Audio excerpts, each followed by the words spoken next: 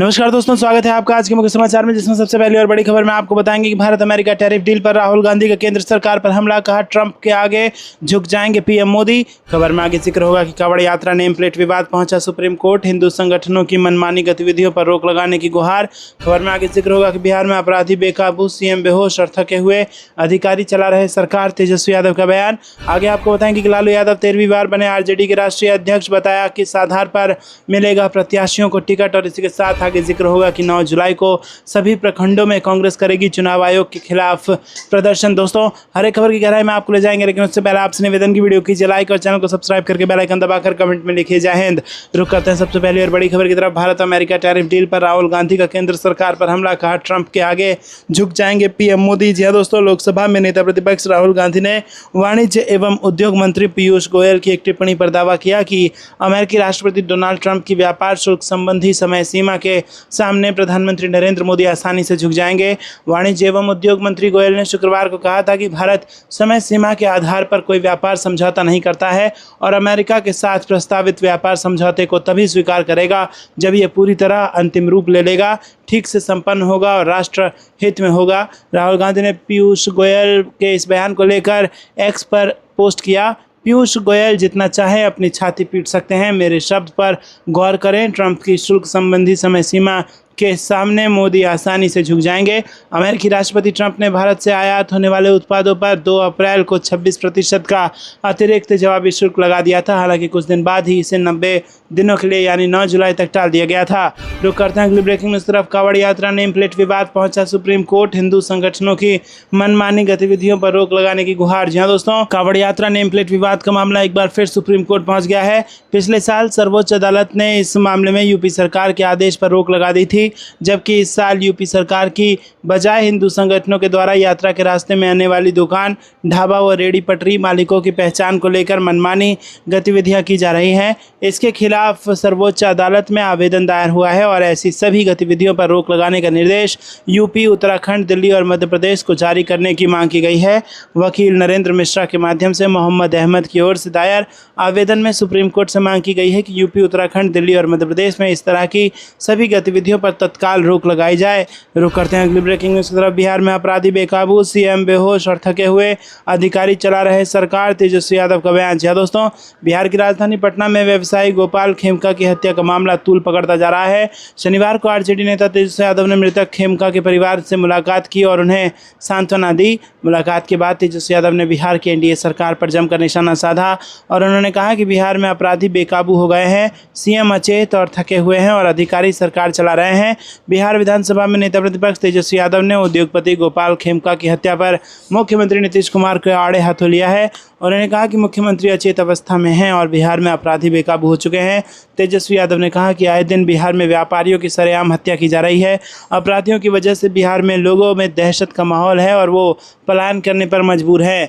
रुक करते हैं अगली ब्रेकिंग न्यूज़ तरफ। लालू यादव 13वीं बार बने आरजेडी के राष्ट्रीय अध्यक्ष, बताया किस आधार पर मिलेगा प्रत्याशियों को टिकट। जी हां दोस्तों, आपको बता दें कि लालू प्रसाद यादव लगातार 13वें कार्यकाल के लिए निर्विरोध राजद के राष्ट्रीय अध्यक्ष निर्वाचित हो गए हैं और कोई प्रतिद्वंदी नहीं होने के कारण 24 जून को नामांकन वापसी के दिन ही उनका निर्वाचन हो गया था। शनिवार को राष्ट्रीय परिषद ने उस पर अंतिम मुहर लगा दी और संयोग से वह पार्टी की स्थापना दिवस भी रहा। वर्ष 1997 में 5 जुलाई को ही राजद की स्थापना हुई थी। रुक करते हैं अगली ब्रेकिंग न्यूज़ की तरफ। 9 जुलाई को सभी प्रखंडों में कांग्रेस करेगी चुनाव आयोग के खिलाफ प्रदर्शन। जी हां दोस्तों, आपको बता दें कि प्रखंड मुख्यालय स्थित विवाह भवन में शनिवार को कांग्रेस पार्टी की जनसंवाद कार्यक्रम आयोजित की गई। आयोजित जनसंवाद कार्यक्रम की अध्यक्षता कांग्रेस प्रखंड अध्यक्ष प्रशांत कुमार यादव ने की। इस मंच संचालन की जिम्मेदारी वरिष्ठ कांग्रेस नेता दिलीप कुमार झा ने निभाई और जन संवाद कार्यक्रम को संबोधित करते हुए कार्यक्रम के मुख्य अतिथि एआईसीसी के राष्ट्रीय सचिव व बिहार प्रभारी मोहम्मद शहनवाज आलम ने बताया कि सीमांचल जो काफ़ी पिछड़ा क्षेत्र में शुमार है, इसकी तरफ किसी ने ध्यान नहीं दिया। किसानों की हालत दिन प्रतिदिन गिरती जा रही है और किसी भी तरह का उद्योग व्यवसाय की स्थापना नहीं हो सकी। भ्रष्टाचार चरम पर है। रुक करते हैं अगली ब्रेकिंग न्यूज़ तरफ। सेकेंड टर्म के लिए काम करने में लग जाएं, सीएम रेवंत रेड्डी ने पार्टी कार्यकर्ताओं से किया आह्वान। तेलंगाना के मुख्यमंत्री रेवंत रेड्डी ने सोमवार को कांग्रेस नेताओं और पार्टी कार्यकर्ताओं से 2029 के विधानसभा चुनावों में लगातार दूसरा कार्यकाल हासिल करने के लिए प्रयास तेज करने का आह्वान किया। और गांधी भवन में तेलंगाना प्रदेश कांग्रेस कमेटी की विस्तारित कार्यकारिणी की बैठक में बोलते हुए रेड्डी ने विश्वास व्यक्त किया कि कांग्रेस अगले 10 वर्षों तक राज्य पर शासन करती रहेगी।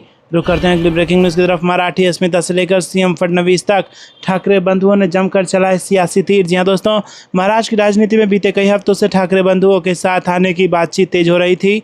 ऐसे में शनिवार को मराठी विजय दिवस रैली में दोनों भाइयों ने करीब 20 साल बाद एक साथ मंच साझा कर सारे सवालों का जवाब दे दिया।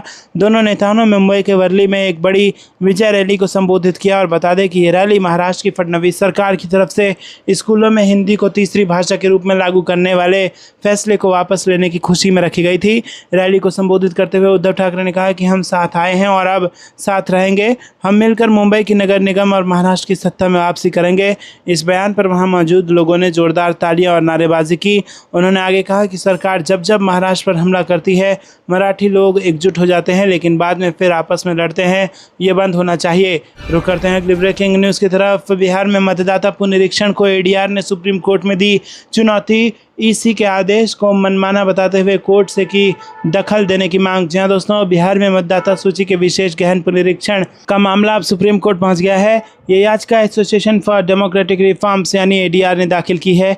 याचिका में चुनाव आयोग के इस आदेश को मनमाना बताते हुए सुप्रीम कोर्ट से दखल देने की मांग की गई है। एसोसिएशन फॉर डेमोक्रेटिक रिफॉर्म्स ने सुप्रीम कोर्ट में दाखिल याचिका में कहा है कि अगर 24 जून का एसआईआर आदेश रद्द नहीं किया गया तो लाखों मतदाता अपने प्रतिनिधियों को चुनने से वंचित रह सकते हैं। याचिका में आगे कहा गया है कि एसआईआर लोगों के समानता और जीने के मौलिक अधिकार का उल्लंघन करता है। साथ ही ये जनप्रतिनिधि अधिनियम 1950 और निर्वाचक पंजीकरण नियम 1960 के प्रावधानों के खिलाफ है। इसीलिए इस आदेश को निरस्त किया जाना चाहिए। याचिकाकर्ता ने अनुमान लगाया है कि 3 करोड़ से अधिक मतदाता विशेष रूप से एससी, एसटी और प्रवासी श्रमिकों जैसे हाशिए के समूहों से एसआईआर आदेश में निर्धारित सख्त आवश्यकताओं के कारण अपने वोट देने के अधिकार से वंचित रह सकते हैं।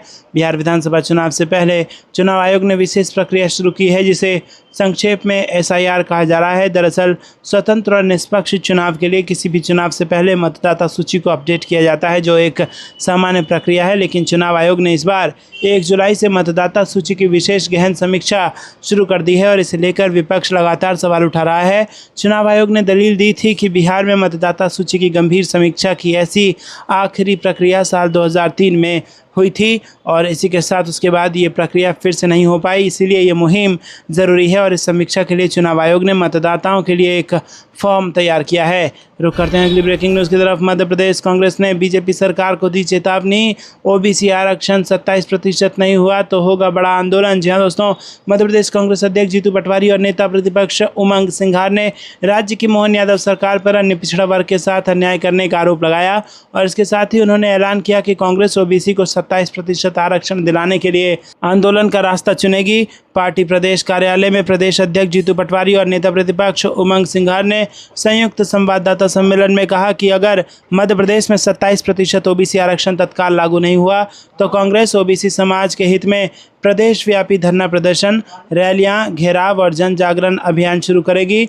ये लड़ाई तब तक जारी रहेगी जब तक ओबीसी समाज को उनका हक नहीं मिल जाता, चाहे इसके लिए हमें सत्ता के गलियारे को हिलाना ही क्यों ना पड़ जाए। दोस्तों, आपको बता दें कि कांग्रेस नेता ने आरोप लगाया कि मध्य प्रदेश की बीजेपी सरकार ने ओबीसी समाज के साथ धोखाधड़ी, विश्वासघात और शर्मनाक अन्याय की सारी हदें लांघ दी हैं। ओबीसी वर्ग को अपना हक न मिले इसके लिए संविधान के मूल ढांचे से भी खिलवाड़ कर रही है। उन्होंने आगे कहा कि उच्चतम न्यायालय के बार बार के स्पष्ट और कड़े निर्देशों को पैरों तले रौंदते हुए मुख्यमंत्री मोहन यादव की सरकार ओबीसी को उनके 27% आरक्षण के संवैधानिक हक से वंचित रख रही है। ये ओबीसी विरोधी मानसिकता का सबसे घिनौना और क्रूर चेहरा है जो लोकतंत्र, संविधान और सामाजिक न्याय की हत्या कर रहा है। आपको एक लगता है दोस्तों, कमेंट में जरूर बताइए। वीडियो को लाइक नहीं किया तो लाइक जरूर कीजिएगा। रुक करते हैं अगली ब्रेकिंग न्यूज़ की तरफ। पप्पू यादव ने 9 जुलाई को बुलाया बिहार बंद, चुनाव से पहले खेला ये बड़ा मास्टर स्ट्रोक। जी हाँ दोस्तों, बिहार में आगामी विधानसभा चुनाव 2025 से पहले चुनाव आयोग द्वारा शुरू किए गए विशेष गहन मतदाता सूची पुनरीक्षण को लेकर सियासी विवाद गहरा गया है। पूर्णिया से निर्दलीय सांसद राजेश रंजन उर्फ पप्पू यादव ने इस प्रक्रिया के विरोध में 9 जुलाई 2025 को बिहार बंद और चुनाव आयोग के कार्यालय का घेराव करने का ऐलान किया है और इसके साथ ही वो इस मामले में कानूनी कार्रवाई के लिए हाईकोर्ट में याचिका दायर करने की योजना बना रहे हैं। एक्सपर्ट्स का मानना है कि अपने इस कदम के जरिए पप्पू यादव ने बिहार चुनावों से ऐन पहले मास्टर स्ट्रोक खेलने की कोशिश की है। चुनाव आयोग ने 24 जून 2025 को बिहार में विशेष गहन पुनरीक्षण का आदेश दिया, जो 25 जून से 25 जुलाई 2025 तक चलेगा और इस प्रक्रिया के तहत बिहार के लगभग 8 करोड़ मतदाताओं को अपनी नागरिकता और पात्रता साबित करने के लिए दस्तावेज जमा करने होंगे, जैसे जन्म प्रमाण पत्र, पासपोर्ट, मूल निवास प्रमाण पत्र या 1 जुलाई 1987 से पहले जारी कोई सरकारी दस्तावेज। कांग्रेस, आरजेडी और एआईएमआईएम समेत कई विपक्षी दलों का दावा है कि ये प्रक्रिया अलोकतांत्रिक है और इसका उद्देश्य गरीब, दलित, पिछड़े और अल्पसंख्यक समुदायों के मतदाताओं को सूची से हटाना है। तेजस्वी यादव ने इसके लोकतंत्र पर इसे हमला करार दिया है। पप्पू यादव ने इस पूरे मुद्दे पर एक प्रेस कॉन्फ्रेंस में कहा कि 9 जुलाई को हम पूरा बिहार बंद करेंगे, हम चुनाव आयोग के कार्यालय को घेरेंगे और हम हाई कोर्ट जा रहे हैं, मामला दायर करेंगे। हम इस पूरी लड़ाई में कांग्रेस के साथ हैं और एनडीए सरकार हमारे लोकतांत्रिक अधिकार छीन रही है। रुक करते हैं अगली ब्रेकिंग न्यूज़ की तरफ। 2027 विधानसभा चुनाव के लिए सपा कैंडिडेट्स पर आई बड़ी जानकारी, अखिलेश यादव ने दिए संकेत। जी हाँ दोस्तों, आपको बता दें कि लोकसभा चुनाव 2024 में समाजवादी पार्टी सबसे बड़ी पार्टी बनकर उभरी है, जिसके बाद सपा मुखिया अखिलेश यादव 2027 की रणनीति में जुटे हुए हैं। चर्चा है कि सपा 1 साल पहले ही पार्टी के उम्मीदवार तय कर देगी और इन तमाम कयासों का जवाब अब खुद सपा अध्यक्ष अखिलेश यादव ने दिया है। उन्होंने बताया कि विधानसभा चुनाव में कब और किस आधार पर प्रत्याशियों का फैसला होगा। अखिलेश यादव ने एक समाचार चैनल से बात करते हुए बताया कि लोकसभा चुनाव में हमने बहुत पहले से ही तैयारी शुरू कर दी है और इस चुनाव में उम्मीदवार तय तो हमने किए, लेकिन इसके लिए बहुत सारे लोगों से सुझाव लिया गया था। जो जानकारी मुझे दी गई, उस जानकारी को सोच समझकर वहाँ के क्या समीकरण हैं उसके आधार पर हमने सीटें तय की। रुक करते हैं ब्रेकिंग न्यूज़ की तरफ। चुनाव में रिस्क नहीं लेना चाहते ओवैसी, लालू को पार्टी ने लिखी चिट्ठी, अब फैसले का इंतजार। जी हाँ दोस्तों, आपको बता दें कि आगामी विधानसभा चुनाव को लेकर असदुद्दीन ओवैसी की अगुवाई वाली पार्टी एआईएमआईएम ने फिर से महागठबंधन में शामिल होने की इच्छा जाहिर की है। पार्टी के प्रदेश अध्यक्ष अख्तरुल ईमान ने राजद सुप्रीमो लालू यादव को पत्र लिखकर महागठबंधन का हिस्सा बनने की इच्छा जाहिर की। दरअसल 2020 में ओवैसी की पार्टी ने बिहार में 5 सीटें जीती थी, लेकिन एक ही विधायक पार्टी में बचा है। एआईएमआईएम के प्रदेश अध्यक्ष अख्तरुल ईमान ने राजद के राष्ट्रीय अध्यक्ष लालू प्रसाद को पत्र लिखते हुए कहा कि आप इस बात से भली भांति अवगत हैं कि विगत 2015 से बिहार की राजनीति में एआईएमआईएम पार्टी अपनी सक्रिय भूमिका निभा रही है और पार्टी का हाल ही दिन से प्रयास रहा है कि चुनाव के समय सेक्युलर वोटों का बिखराव ना हो। दोस्तों, रुक करते हैं अगली ब्रेकिंग न्यूज़ की तरफ। विश्वासघात ही बीजेपी का तरीका, डीएमके का आरोप। मोदी अमित शाह ने तमिलनाडु के अधिक धन आवंटन का झूठा दावा किया। जी हाँ दोस्तों, तमिलनाडु में सत्तारूढ़ डीएमके ने शुक्रवार को आरोप लगाया कि बीजेपी नीति केंद्र सरकार ये झूठ बोल रही है कि उसके शासनकाल में राज्य को कांग्रेस सरकार की तुलना में अधिक धनराशि उपलब्ध कराई गई है। द्रविड़ पार्टी के आधिकारिक मुखपत्र मुरासोली ने डीएमके के ओरानियल तमिलनाडु सदस्यता नामांकन अभियान पर अपने संपादकीय में कहा कि पार्टी हमेशा खुद को नया रूप देती रही है और यही कारण है कि ये अब भी युवा है। हालांकि इसने 75 साल के मील का पत्थर पार कर लिया है। तमिलनाडु के मुख्यमंत्री स्टालिन ने 1 जुलाई को ओरानियल तमिलनाडु अभियान और 3 जुलाई को लोगों तक पहुंचने के लिए घर घर का दौरा शुरू किया।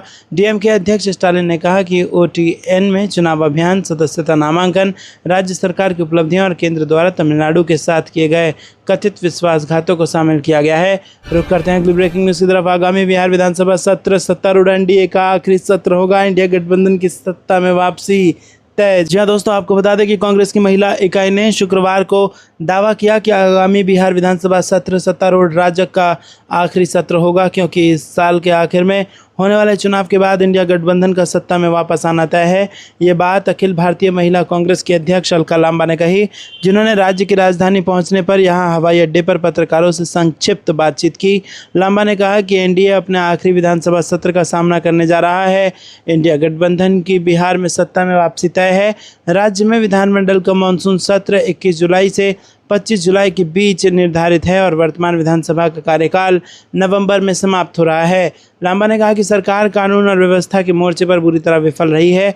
रुक करते हैं अगली ब्रेकिंग न्यूज़ की तरफ। बिहार में मतदाता सूची का विशेष पुनरीक्षण एक हास्यास्पद कवायद, तत्काल बंद किया जाए, कांग्रेस का बयान। जी हाँ दोस्तों, कांग्रेस के संगठन महासचिव केसी वेणुगोपाल ने बिहार में चुनाव से ठीक पहले मतदाता सूचियों के विशेष गहन पुनरीक्षण को शुक्रवार को हास्यास्पद कवायद करार दिया और कहा कि इसे तत्काल बंद होना चाहिए। उन्होंने निर्वाचन आयोग की इस कवायद से बिहार में मतदाताओं को हो रही परेशानी से संबंधित एक खबर साझा करते हुए ये आरोप भी लगाया कि लाखों मतदाताओं को मतदान से वंचित करने का प्रयास किया जा रहा है। केशव वेणुगोपाल ने एक्स पर पोस्ट किया कि ये सरकार लोगों को तकलीफ देने में माहिर है। SIR लाखों मतदाताओं को उनके मताधिकार से वंचित करने की कुत्सित कवायद है। रुक करते हैं अगली ब्रेकिंग न्यूज़ की तरफ। एकनाथ शिंदे ने लगाया जय गुजरात का नारा तो भड़के संजय राउत, दिया बड़ा बयान। जी हाँ दोस्तों, महाराष्ट्र में अब मराठी भाषा विवाद के बाद एक और बड़ा मुद्दा सियासी चर्चा का विषय बन गया है। दरअसल महाराष्ट्र के उप मुख्यमंत्री एकनाथ शिंदे ने पुणे में जय हिंद और जय महाराष्ट्र के साथ साथ जय गुजरात का नारा लगा दिया, जिसके बाद उद्धव ठाकरे गुट ने उन पर जमकर निशाना साधा है। शिवसेना युवा सांसद संजय राउत ने एकनाथ शिंदे का जय गुजरात के जय घोष का वीडियो शेयर करते हुए उन्हें अमित शाह की डुप्लीकेट शिवसेना बताया और कहा कि डुप्लीकेट शिवसेना का असली चेहरा अब सामने आ गया है। बता दें कि विपक्ष पहले भी यह आरोप लगाता रहा है कि महाराष्ट्र के विकास के लिए लाए गए कई प्रोजेक्ट्स गुजरात भेज दिए गए हैं। दरअसल पुणे के Jayraj sports and convention centre के उद्घाटन समारोह में डिप्टी CM एकनाथ शिंदे ने जय हिंद जय महाराष्ट्र जय गुजरात का नारा लगाया और इस दौरान केंद्रीय गृह मंत्री अमित शाह वहीं मौजूद थे। तो करते हैं अगली ब्रेकिंग न्यूज़ की तरफ। बीजेपी के लोग खुद ही हंस रहे होंगे, 5 साल बनाम 1.5 साल की तुलना पर अशोक गहलोत का तंज। जी हाँ दोस्तों, आपको बता दें कि राजस्थान के पूर्व मुख्यमंत्री अशोक गहलोत ने भजन लाल शर्मा सरकार के उस कथन पर तंज कसा है जिसमें CM ने अपने 1.5 साल के कार्यकाल की तुलना पिछली कांग्रेस सरकार के 5 साल से की है।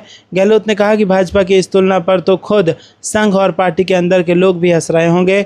गहलोत ने कहा कि मेरे ख्याल से भाजपा वाले खुद ही इस पर हंसते होंगे। जो RSS के लोग हैं और जो भाजपा के बौद्धिक लोग हैं, जो राजनीति समझते हैं, वो मन ही मन सोचते होंगे कि ये बोल क्या रहे हैं। मैंने तो पहले ही कह दिया था कि ये कह पाना ही बहुत बड़ा साहस है। गहलोत ने मुख्यमंत्री भजन लाल शर्मा पर निशाना साधते हुए कहा कि इस तरह की तुलना खुद सरकार की गंभीरता पर सवाल खड़े करती है। रुक करते हैं अगली ब्रेकिंग न्यूज़ की तरफ। कर्नाटक में जाति आधारित गणना में लापरवाही बरतने पर CM हुए सख्त, 3 अधिकारियों को कर दिया निलंबित। जी हाँ दोस्तों, यहाँ पर आपको बता दें कि अनुसूचित जाति के लिए जाति आधारित गणना करते समय ड्यूटी में लापरवाही बरतने के आरोप में बेंगलुरु महानगर पालिका के 3 अधिकारियों को निलंबित कर दिया गया है। मुख्यमंत्री सिद्धारमैया ने कहा कि यदि लोगों को डर है कि सर्वेक्षण ठीक से नहीं हो रहा है तो वो ऑनलाइन आवेदन कर सकते हैं। रुक करते हैं अगली ब्रेकिंग न्यूज़ की तरफ। बिहार में कॉलेज प्राचार्यों की नियुक्ति के लिए लॉटरी व्यवस्था पर मायावती का तीखा हमला, कहा विकृत प्रयोग। जहां दोस्तों, BSP की अध्यक्ष मायावती ने पटना विश्वविद्यालय के 5 कॉलेजों में लॉटरी के जरिए प्राचार्यों की नियुक्ति किए जाने की निंदा करते हुए केंद्र सरकार को इस विकृत प्रयोग का संज्ञान लेकर जल्द से जल्द कार्रवाई की मांग की है। मायावती ने सोशल मीडिया मंच X पर एक लंबी पोस्ट में बिहार में लॉटरी के जरिए प्राचार्यों की नियुक्तियां किए जाने की आलोचना की। उन्होंने कहा कि बिहार के प्रसिद्ध पटना विश्वविद्यालय के 5 प्रतिष्ठित कॉलेजों में लॉटरी की नई व्यवस्था के तहत प्रिंसिपलों की नियुक्तियों का मामला दिलचस्प होने के कारण देश भर, खासकर मीडिया और शिक्षा जगत में काफ़ी चर्चा में है। मायावती ने कहा कि स्थापित परंपरा से हटकर लॉटरी के जरिए नियुक्ति की विचित्र व्यवस्था लागू करने के कारण केवल कला विषयों की पढ़ाई वाले 1863 से स्थापित पटना कॉलेज में केमिस्ट्री के प्राध्यापक प्रोफेसर अनिल कुमार प्राचार्य बन गए हैं। उन्होंने दावा किया कि बिहार विश्वविद्यालय में गृह विज्ञान की प्राचार्य प्रोफेसर अलका यादव, विज्ञान की उच्च शिक्षा के लिए प्रख्यात पटना साइंस कॉलेज की नई प्रिंसिपल नियुक्त हुई हैं। आपको अगर लगता है दोस्तों कमेंट में जरूर बताइए। वीडियो को लाइक नहीं किया तो लाइक जरूर कीजिएगा। रुक करते हैं अगली ब्रेकिंग न्यूज़ की तरफ। सरकार की चीनी गारंटी की कोई एक्सपायरी डेट नहीं, खड़गे का बयान। जी हाँ दोस्तों, आपको बता दें कि कांग्रेस अध्यक्ष मल्लिकार्जुन खड़गे ने गुरुवार को केंद्र की मोदी सरकार की चीन से गलबहियां करने की नीति को लेकर सवाल खड़े किए और कटाक्ष किया कि इस सरकार की चीनी गारंटी की कोई एक्सपायरी डेट नहीं है।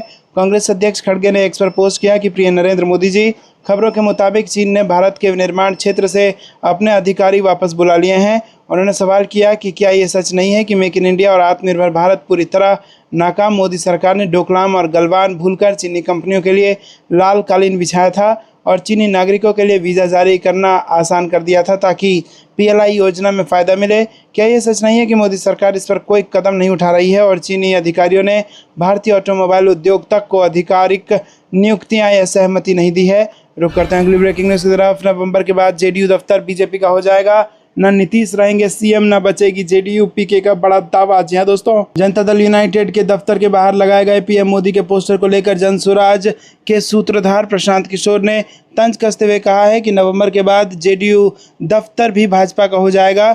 चुनाव बाद ना तो नीतीश सीएम रहेंगे और ना ही जेडीयू नाम की कोई पार्टी ही बचेगी। और उन्होंने कहा कि बिहार विधानसभा चुनाव में एनडीए और जनसुराज के बीच सीधी लड़ाई होने वाली है। जनसुराज के सूत्रधार प्रशांत किशोर अपनी बिहार बदलाव यात्रा के तहत लगातार अलग अलग जिलों और प्रखंडों में लोगों से संवाद कर रहे हैं और स्थानीय पत्रकारों से भी बात कर रहे हैं। इसी कड़ी में उन्होंने भोजपुर के अगियाव और चरपोखरी प्रखंड में आयोजित बिहार बदलाव सभा को संबोधित किया।